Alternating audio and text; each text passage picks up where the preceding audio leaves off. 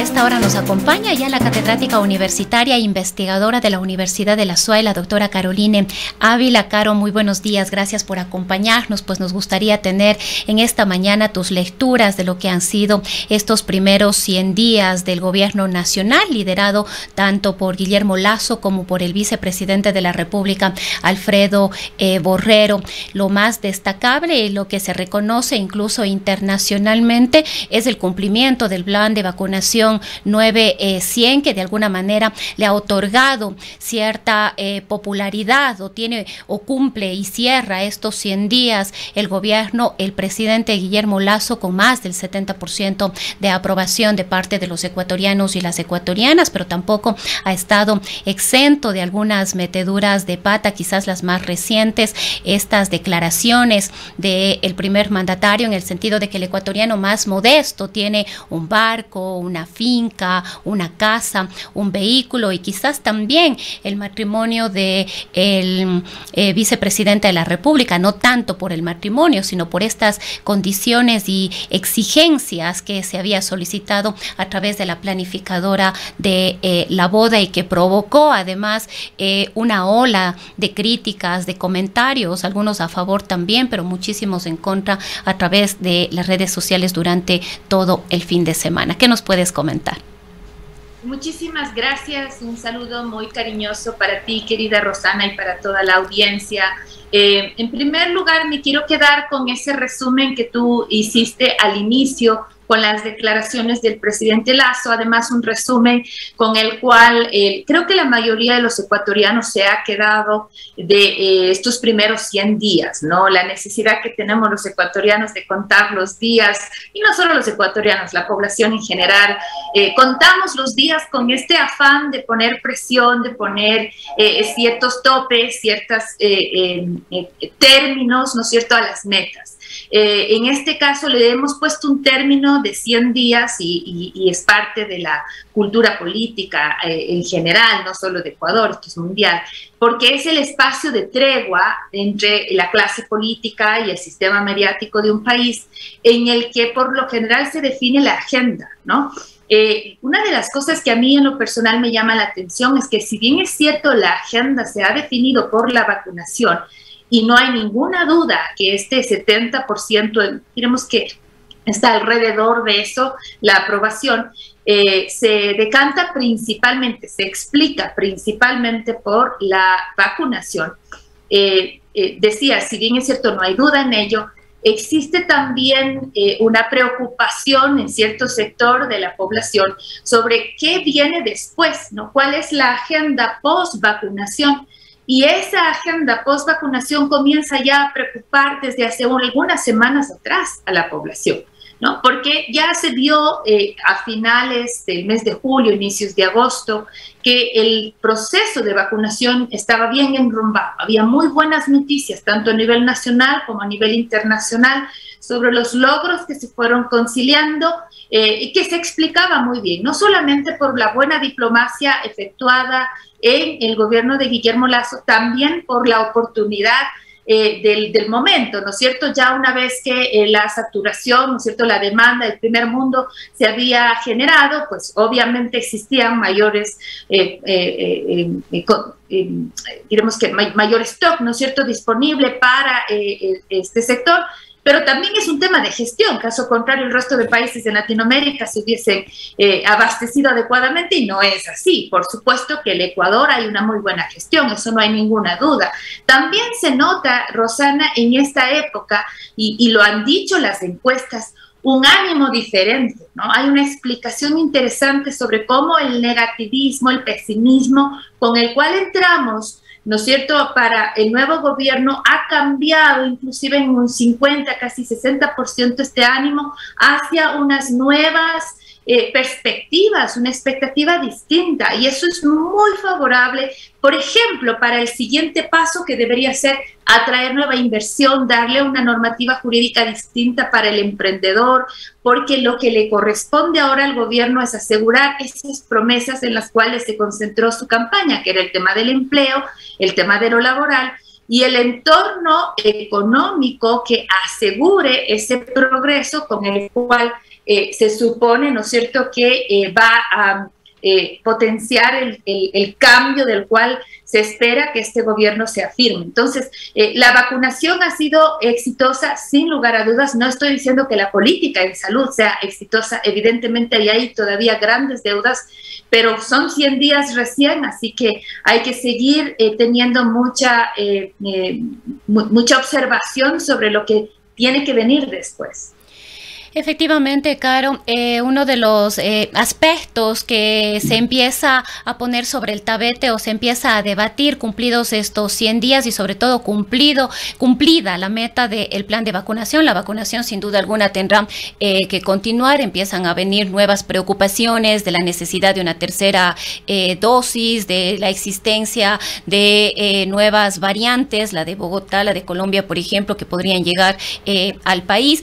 Sin embargo, este es un tema que va a continuar, pero como tú mismo decías, efectivamente los datos muestran que ha habido optimismo. Pero la pregunta un poco es, ¿qué se viene de aquí en adelante? ¿Qué es lo que debe hacer el presidente de la República? ¿Qué es lo que tú visualizas de parte del gobierno nacional, sobre todo en una situación bastante compleja, cuando de aquí, luego de cumplido el plan de vacunación, deberán venir la reforma tributaria, las reformas económicas o el plan económico, la reforma laboral, las reformas al Instituto Ecuatoriano de Seguridad Social, y vemos una situación bastante compleja para el presidente al interior de la Asamblea Nacional. Este informe que fue aprobado... Tú acabas este rato de enlistar los temas que vienen, ¿no? Exactamente. El problema no está en esa lista, porque tú la acabas de listar, y así como tú la enlistas, también el ecuatoriano de a pie la tiene bastante clara, y me parece que en las intervenciones que el presidente Lasso ha dado a los medios tradicionales, que este es un detalle que no es menor, que luego lo podemos comentar, ha tratado de enumerar muy bien esa agenda, ¿no es cierto? Tenemos el tema laboral, el frente económico está trabajando ya en la propuesta que viene para el próximo año, ¿no es cierto? Y sabe muy bien que estas soluciones, que estas transformaciones de fondo van a tomar tiempo, pero que sus primeros pasos tienen que darse. El problema que se ha generado no está en el fondo, sino en la forma. Y en los tiempos que estamos viviendo en la política, está muy de lado, muy rodeada, muy empaquetada en la forma. Los políticos tienen que comenzar a entender que si no cuidan la forma, el fondo se afecta. Entonces, ahí, por ejemplo, me voy a quedar con las dos líneas que tú mencionaste en tu primera pregunta. Porque si bien es cierto, hay un éxito en la vacunación y hay una suerte de acciones ya lanzadas, al menos en sus primeras líneas, ¿no es cierto?, primeros guiones, primeras puntillas, sobre el tema de la agenda legislativa. ¿De qué sirve lanzar esas dos buenas ideas en un ejercicio interesante de planteamiento de agenda, si es que vienen y se generan estos escándalos tuiteros, por supuesto, que uno dice al final se quedan en la burbuja digital y tal, pero al final del día desgastan, distraen? ¿Te fijas? Entonces, cuando la comunicación no encausa bien esa gestión que se está generando, ¿verdad? Al final del día resulta ser ineficiente todos los esfuerzos que el sector político del gobierno está haciendo. Entonces, me parece, y aquí coincido con Wendy Reyes en sus declaraciones publicadas en Diario El Comercio, me parece que una de las primeras correcciones que el gobierno tiene que hacer está en su comunicación. Y no es un error precisamente de Bonilla en particular, sino es un error más amplio, ¿no? Requiere tener más claridad sobre cómo articular mejor ese aparato comunicacional del gobierno, de manera que se articule bien para poder, al menos como tú muy bien dijiste, no meter la pata. Porque ¿cómo es posible, decía Matthew Carpenter, que a raíz de estos detalles que ya comenzaron a estorbar, ¿no es cierto?, pequeños lapsus en su discurso, que quitaron el fondo y se quedaron en la forma, terminan así como que embarrados en un error terrible, pero al final del día fue un error de redacción y un error de tacto muy, muy lamentable de una organizadora de eventos. Hay formas distintas y consideraciones distintas de hacer estos eventos. Entonces, quienes trabajamos en el mundo inclusive del espectáculo, quienes están en el mundo de la comunicación, quienes trabajan en el ámbito de las relaciones públicas, saben muy bien que hay que tener este tipo de consideraciones y no demostrar estas faltas de empatía que es una barbaridad, hacen quedar mal a una familia que yo encuentro que es muy respetable. Entonces, es terrible cómo desperfilan una línea tan cuidada de trabajo del mismo gobierno, obligan al gobierno a tener que desmarcarse por un tema que es absolutamente privado. Entonces, sinceramente me parece que insisto, vuelve ineficiente todo el ejercicio político por no cuidar los detalles de comunicación. Yo sé que tal vez aquí algunas personas que cuidan lo político con mucho celo, lo cual respeto, me van a decir, pero ¿cómo va a hablar de detalles cuando está hablándose de mendigos? No estoy queriendo minimizar la preocupación. Por supuesto que es grave el error. El tema es que estamos hablando al final del día de un elemento de forma, ¿no es cierto?, que está complicando profundamente la política. Y esto tiene, Caro, este discurso, estas intervenciones equivocadas del gobierno nacional pueden empezar muy pronto a decantar este optimismo que tienen los ecuatorianos al manifestar que el ecuatoriano, cualquier ecuatoriano modesto tiene su casa, su finca, cuando 7 de 10 ecuatorianos están en el desempleo y el empleo y en la informalidad. Entonces, un poco nos preguntamos, Caro, aquí esta participación del gobierno nacional y esta dirección que debe tener hacia los ecuatorianos, pero precisamente para poder sostener este apoyo que ha logrado con el plan de vacunación, puede durar poco. Mira ahí, por ejemplo, el problema. Le ponen al banquero a hablar sobre la ley de herencias. Esa línea no debía decirla Guillermo Lasso nunca. Esa línea la debían decir en la asamblea. Listo.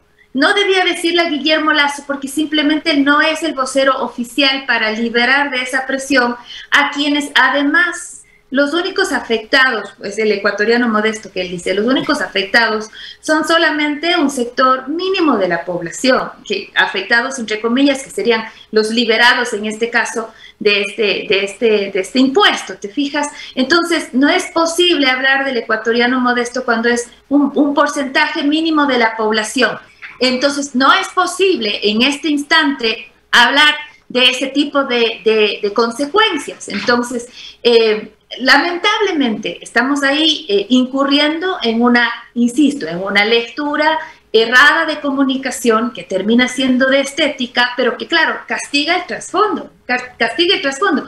La línea completa, si tú te fijas en la entrevista, la línea completa cuando dice no es posible, hablando del ecuatoriano modesto, está hablando de la ley de herencias.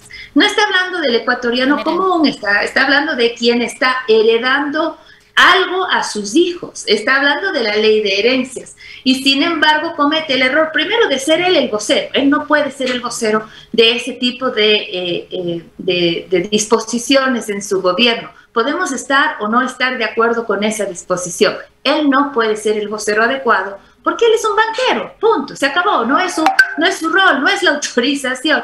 Entonces, de nuevo, te das cuenta que la forma en materia de comunicación cuenta muchísimo, mucho más hoy en día cuando estamos en un mundo interconectado, de inmediatez, en un mundo en el que vivimos en un entorno de Twitter, en un entorno digital, ¿no es cierto? Entonces, esa es un poco la circunstancia en la que estamos viviendo y que necesitan tomar en consideración. Ahora aquí sí quiero hacer una salvedad, Rosana.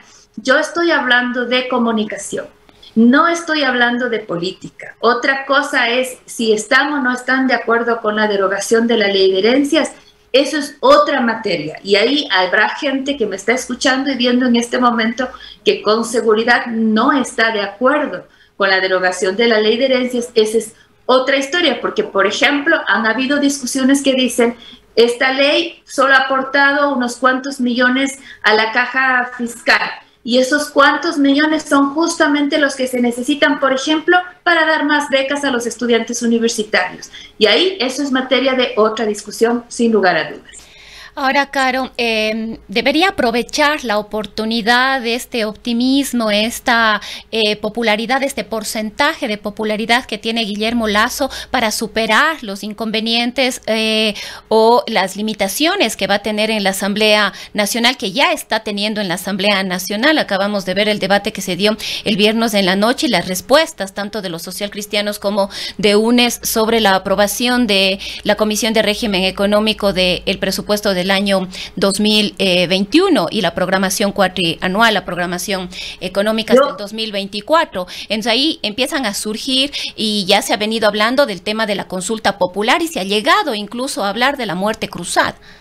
Yo allí tendría un poco de cuidado en confiarme mucho. Te pongo ejemplos con números.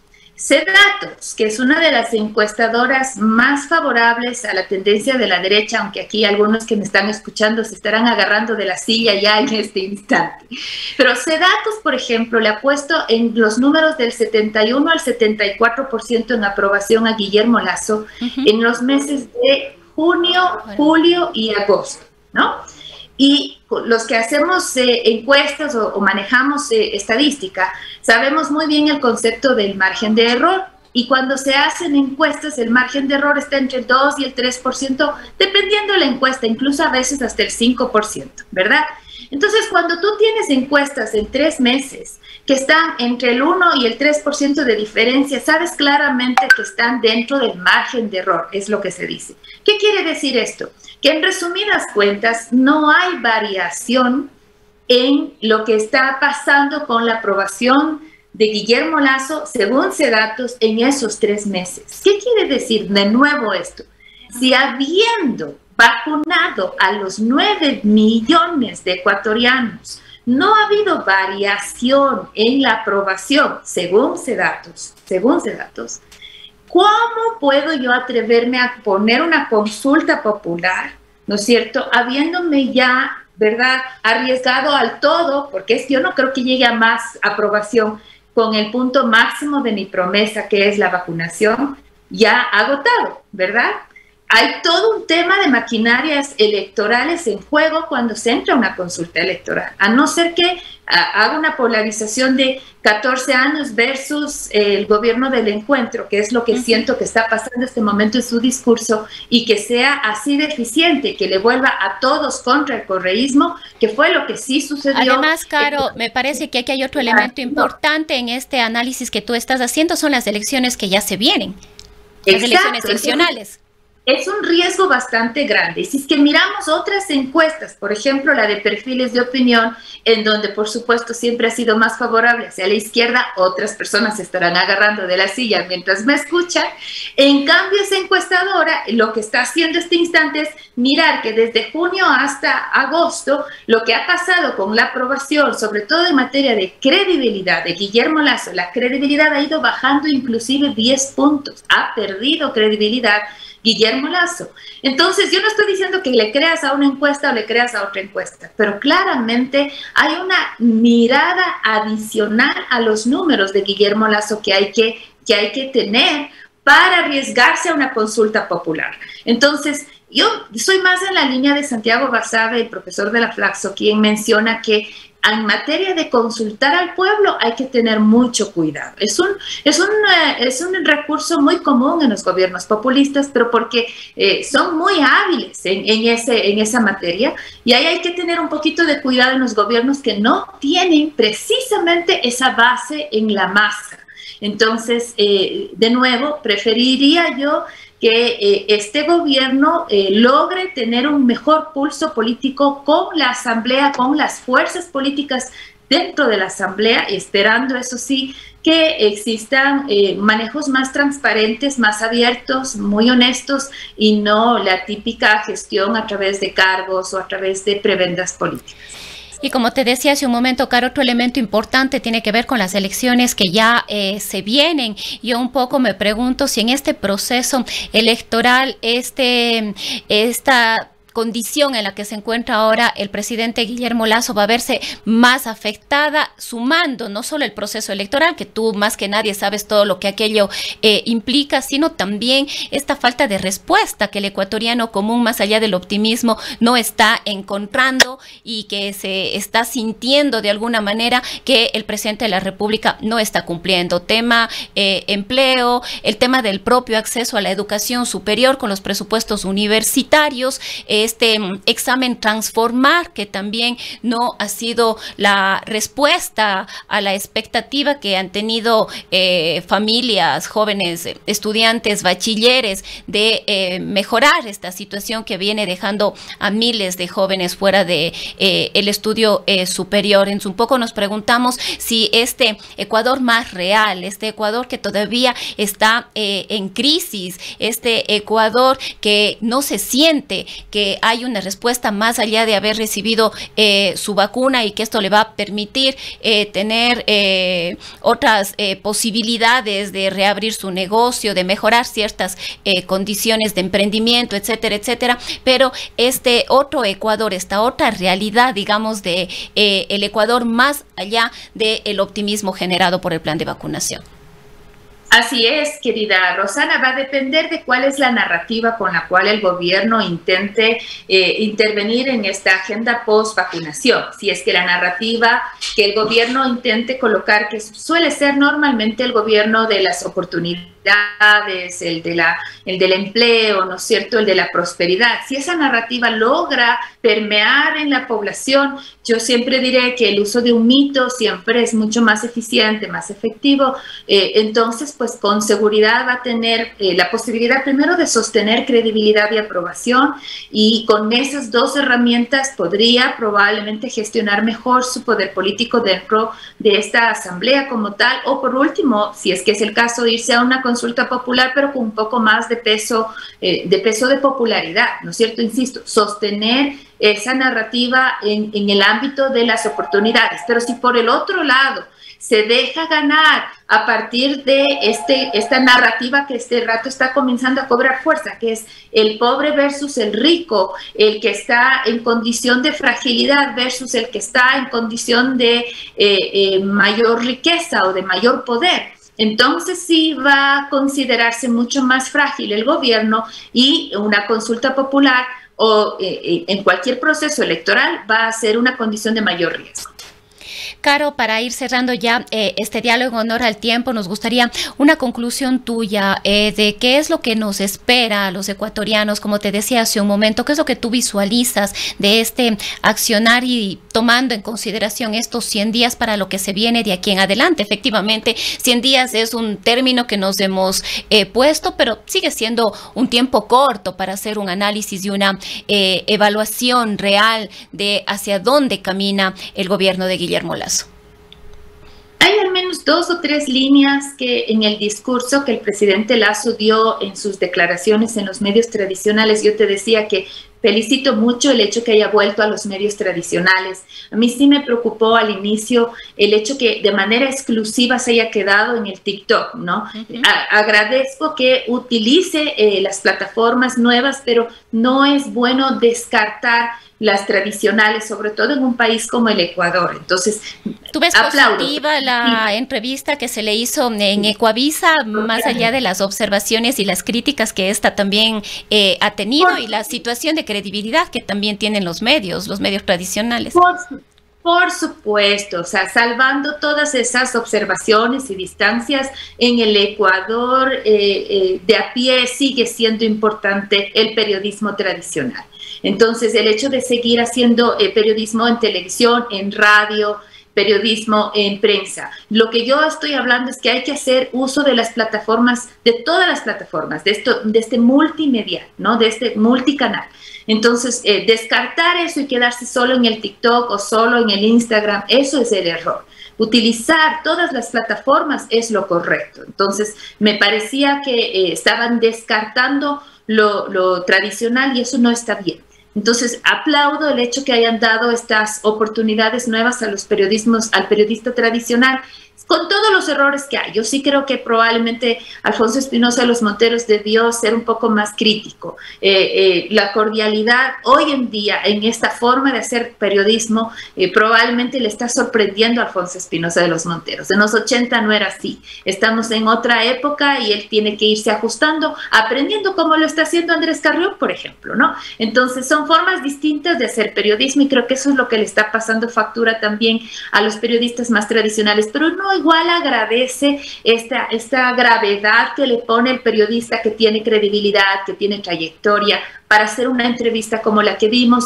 Y de igual forma, insisto, en Diario El Comercio, en los otros espacios que se ha expuesto el presidente para poder hacer mayor presencia en medios tradicionales. Yo eso me parece que es correcto y que tiene que ser, no solamente esto, sino que tiene que seguir haciéndose cuando existe información relevante a la cual le tienes que dar gravedad, que tienes que darle seriedad. Entonces, eso es bueno, porque le pone al ecuatoriano alertas, le pone importancias, le pone resaltar le permite resaltar los temas que requieren valor, que requieren enfocarse, ¿no es cierto? Eso es bueno. Ahora, sin embargo, me parece que es importante también que hoy en día, ¿no es cierto?, esta agenda se permita ser más puntualizada, que en el ámbito de la comunicación exista mayor visión estratégica y mayor coordinación, una mejor orquestación. No se trata solamente de la publicidad, insisto aquí, propagandística, pongo un slash porque hoy en día ya las divisiones son difíciles de identificar, porque no alcanza, querida Rosana, no alcanza con una buena campaña, unos lindos colores y un lindo jingle. No alcanza. Necesitas articular mejor esa estrategia comunicacional en todos los actores, necesitas mejorar la vocería y necesitas cuidar las formas, porque entonces cualquier detalle que estabas articulando, ¿no es cierto?, se pierde a partir de estas metidas de pata, como se dice, de estos errores de vocería o líneas al margen que terminan perdiendo la forma de lo que se estaba articulando como paquetito, ¿no es cierto?, el momento de hacer una estrategia de comunicación. Así que lo que viene a continuación me parece que es importante que se vaya articulando de manera adecuada, clara y constante con los ecuatorianos, de manera que podamos tener más claro hacia dónde va el gobierno, cuál es su identidad, inclusive en términos ideológicos, cuál es su identidad, qué quiere hacer. Y lo que yo veo en este momento es que me parece, ¿no?, que la conflictividad va a aumentar, porque lo que escuchamos es que al menos en los puntos álgidos, en donde con la sociedad que está activada se veía venir, esos puntos no van a quedar tan consensuados. No va a haber mucho encuentro en esos sectores. No estoy diciendo que no va a haber diálogo, entiendo que sí, van a estar ahí ciertas mesas abiertas, pero quién sabe, y concesiones no. Entonces, creo que vamos a encontrar una sociedad un poco comprometida, confrontada probablemente en el ámbito de los combustibles, en el ámbito de los subsidios, que no hay cómo ceder en eso, al menos parece que eso ha sido la consigna en este gobierno. Y también, por ejemplo, me parece que con el sector de la educación superior también van a haber algunos desencuentros probablemente, y eso comprometa un poco esa agenda, sobre todo con el sector social, entendiendo también que los despidos con el sector del IES, por ejemplo, con el sector salud y con el sector educativo van a tener algunas preocupaciones a partir de la agenda que en las próximas semanas vamos a estar viendo. Que probablemente el gobierno del encuentro en estas 2 semanas que vendrán, quién sabe, se vea un poco comprometido. Muchísimas gracias, Caro.